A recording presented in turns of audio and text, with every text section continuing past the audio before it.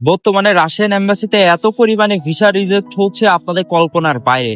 তো আজকের এই ভিডিওতে আমি বলে দেবো যে কি কি কারণে আপনাদের ভিসাগুলো রিজেক্ট হতে পারে। তো ভিডিওটা না টেনে সবাই দেখবেন, এবং যারা সেপ্টেম্বর ইনটেকে অ্যাপ্লাই করেছেন তো তাদের জন্য ভিডিওটা অনেক গুরুত্বপূর্ণ।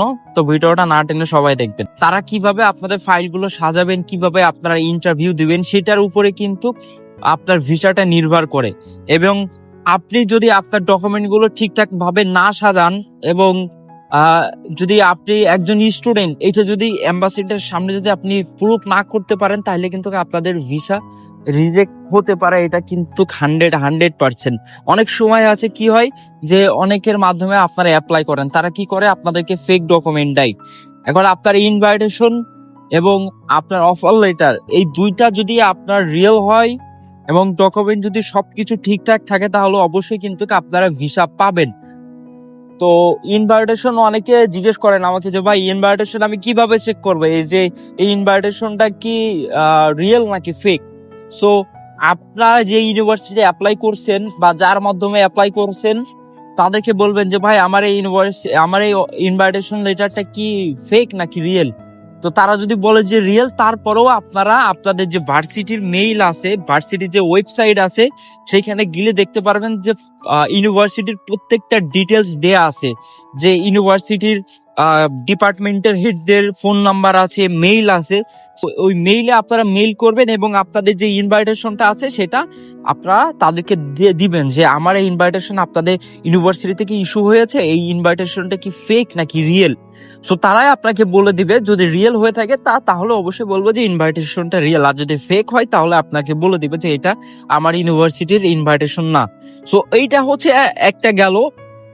সেকেন্ড হচ্ছে, আপনি যদি ঠিকঠাক মতন অ্যাম্বাসিডারকে যদি আপনার ওরা যে কোশ্চেন গুলো করে, সেই কোশ্চেন গুলো আপনি যদি অ্যান্সার যদি ঠিকঠাক না দিতে পারেন, তাহলে কিন্তু আপনার ভিসা না হওয়ার চান্সটা কিন্তু বেড়ে যায়। এখন আপনাকে জিজ্ঞেস করলো যে আপনি কোন ইউনিভার্সিটিতে যাচ্ছেন, এখন আপনি বললেন, এখন আপনার সিটির কথা বললো, আপনি সিটির কথা বললেন, এখন জিজ্ঞেস করতে পারে যে আপনি কোন সাবজেক্টে যাচ্ছেন। তো আপনি যদি বলেন যে আমি পিপিটারি কোর্সে যাচ্ছি, তাহলে কিন্তু খোলেন আপনার কোর্সের কথা যখন বলবে তখন আপনি বলবেন যে পিপিটারি কোর্স, আর যখন আপনি সাবজেক্টের কথা বলবে তখন আপনি আপনার যে সাবজেক্টে পড়বেন সেই সাবজেক্টের কথা বলবেন। এবং আপনার যে ডকুমেন্ট আছে সিরিয়াল ওয়াইজ আপনারা সাজায় নিয়ে যাবেন।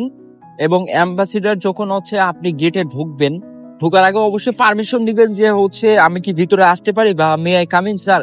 তখন ওনারা যদি আপনাকে পারমিশন দেয় তাহলে আপনি যাবেন, এবং আপনার সিটে বসার আগে পারমিশন নিবেন বা উনি আপনাকে বলবে যে হ্যাভ এ সিট। তো তখন আপনি তাদেরকে থ্যাংক ইউ জানাবেন এবং আপনার যে ফাইলগুলো আছে সিরিয়াল ওয়াইজ বাই সিরিয়াল সেগুলো সাজায় তাকে দিবেন। যে ভিসা অ্যাপ্লিকেশন আছে সে ভিসা অ্যাপ্লিকেশন দিবেন।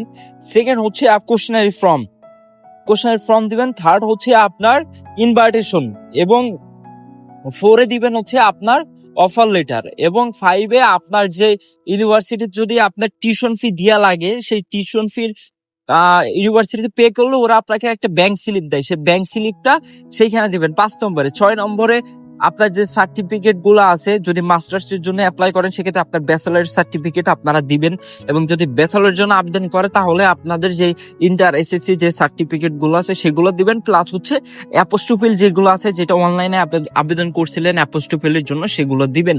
সো এই সিরিয়াল ওয়াইজ বাই সিরিয়াল আপনারা সাজায় নিবেন। এবং লাস্টে যে আপনার এপিটোপিটা আছে, মেডিকেল আছে, সেই সিরিয়াল ওয়াইজ বাই সিরিয়াল আপনারা এখানে সাজাবেন। তো সাজানোর পরে অ্যাম্বাসিডার এগুলো দেখবে আর আপনাকে কোশ্চেন করতে পারে। এখন অনেক সময় কোশ্চেন গুলো আপনারা বোঝেন না যে কি কোশ্চেন করছে।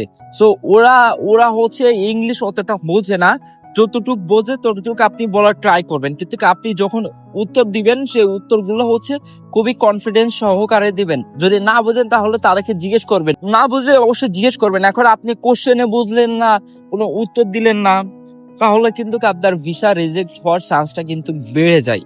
এটা কিন্তু আপনারা সবাই জানেন। এবং আপনি যখন আপনার ইন্টারভিউ শেষ হওয়ার পরে আপনি অবশ্যই তাকে হচ্ছে একটা থ্যাংক ইউ দিয়ে আসবেন, ঠিক আছে? আর আপনি সকালে যখন ঢুকবেন তখন সকালে বলবেন যে sir good morning, how are you. ওনাকে জিজ্ঞেস করবেন, এগুলো বেসিক কোশ্চেন আপনারা জিজ্ঞেস করবেন। তাহলে দেখবেন যে ওর মন মানসিকতা যদি ভালো হয় তাহলে অবশ্যই আপনি ভিসা হবেন। অনেক সময় কি হয়, আপনাদের অনেক লং একটা স্টাডি গ্যাপ থাকে, সেই লং স্টাডি গ্যাপ নিয়েও আপনারা অনেক সময় অ্যাপ্লাই করেন এখানে। তো ইউনিভার্সিটিতে আপনাকে ইনভাইটেশন দেয়, কিন্তু এম্বাসিতে আপনি ভালোভাবে আপনার স্টাডি গ্যাপের এটা এক্সপ্লেন করতে পারেন না যে কি কারণে আপনার স্টাডি গ্যাপ হয়েছে। তো এই জিনিসগুলো আপনারা অবশ্যই মাথায় রাখবেন। এবং ভিসা রিজেক্ট না হওয়ার অনেক কারণ আছে, এইগুলোর হচ্ছে মেইন কারণগুলো এগুলো। আর আপনার ইন্টারভিউ ভালো না হইলে, ডকুমেন্ট যদি ঝামেলা থাকলে অবশ্যই কিন্তু আপনার ভিসা হওয়ার চান্স খুবই কম, খুবই কম। মূলত আপনার ইন্টারভিউ উপরে সবকিছু ডিপেন্ড করে। আর আপনারা অনেকে দেখছি যে এখন এমন একটা হয়ে গেছে, এক ইউনিভার্সিটিতে বাঙালি মানে 50টা সিট থাকলে সেখানে আপনারা অ্যাপ্লাই করেন 200-300। তো 200-300 লোকের তো ভিসা দেওয়া তো পসিবল না। এক সিটিতে দেখতেছেন সবাই এই সিটিতে যাইতেছেন, আমার ওই সিটিতে যাওয়ার দরকার নাই, আমার অন্য সিটিতে দেখতে হবে। এখন সবাই যদি এক সিটিতে যায়, তো এক সিটিতে যখন প্রত্যেকবার যখন আপনার অ্যাম্বাসেডর আপনাকে কোশ্চেন করতেছে হুইচ সিটি, বারবার বলতে আছে অমুক সিটি অমুক সিটি অমুক সিটি। তো এটাতে এই সিটিতে মানুষ কেন যাইতেছে বারবার, এই সিটিতে মানুষ কেন যাচ্ছে বারবার, এটা হচ্ছে কোশ্চেন। তো আপনারা চেষ্টা করবেন যে আপনাদের ভালো সিটিতে আসার, যেগুলো মনে করি স্টুডেন্ট কম যায় মূলত। মস্কোতে অনেক স্টুডেন্ট যায় ভাই, মস্কোতে আমার যাওয়ার দরকার নাই, আমার অন্য সিটিতে যাইতে হবে। আপনি যখন মেন প্রোগ্রামে উঠবেন তখন আপনি ভালো সিটিতে যাবেন। অ্যাটলিস্ট আমার প্রিভিলেরি পোস্টে আমি যে ইউনিভার্সিটিতে পড়বো, সেই ইউনিভার্সিটিতে আমি পাশ করার পরে ওরা আমাকে একটা সার্টিফিকেট দেবে, সেই সার্টিফিকেট নিয়ে আমি রাশিয়ার যে কোনো ইউনিভার্সিটিতে আমি ভর্তি হইতে পারবো। এটা এটা এটা ঝামেলা না। অনেকে বলেন যে ভাই আমি ইউনিভার্সিটি চেঞ্জ করতে পারি না, কেন ইউনিভার্সিটি চেঞ্জ করতে পারবেন না? আপনার ইউনিভার্সিটি থেকে যদি আপনার রোজ কিজিকে সার্টিফিকেট দেয়, সেক্ষেত্রে অবশ্যই কিন্তু আপনি ইউনিভার্সিটি চেঞ্জ করতে পারবেন। এই জিনিসটা মাথায় রাখবেন। সবকিছু ডকুমেন্ট ঠিকঠাক করে বা যার মাধ্যমে আপনারা অ্যাপ্লাই করছেন তাকে জিজ্ঞেস করবেন বারবার যে ভাই আমার ফাইল সাজানো ঠিক আছে, আমার কি কি ডকুমেন্ট হচ্ছে বাকি আছে সেগুলো একটা লিস্ট দেন, কিভাবে সাজাবো। যার মাধ্যমে অ্যাপ্লাই করেন না কেন তারা কিন্তু আপনাকে অবশ্যই বলে দিবে। সো সেই অনুযায়ী আপনি সেই ফাইলগুলো সাজাবেন। তো সবাই ভালো থাকবেন, সুস্থ থাকবেন, দেখা হবে নতুন কোনো ভিডিও নিয়ে। আর চ্যানেলে যারা নতুন ভিডিওগুলো দেখতেছেন অবশ্যই সাবস্ক্রাইব করে পাশে থাকবেন। সালামু আলাইকুম।